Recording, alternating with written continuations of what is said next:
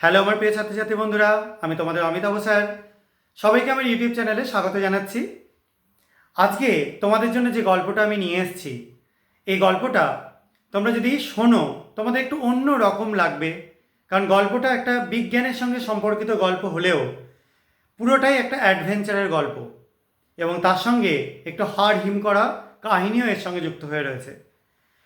তো একটা মানুষ যদি কোনো কারণে কোথাও একটা সমুদ্রের যাত্রায় গিয়ে এমন একটা জায়গায় জাহাজ ভেঙে গিয়ে জলের মধ্যে পড়ে যায় এবং তারপরে হাবুডুবু খেতে খেতে একটা এমন দ্বীপে গিয়ে পৌঁছায় যেখানে সবাই মানুষের মাংস খায়।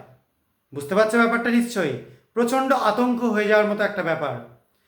তো সেই জায়গায় সে আটকা পড়লে কিভাবে বেরিয়ে আসবে সেখান থেকে, সেই ব্যাপারটাই আজকের গল্পে তোমরা শুনতে পাবে।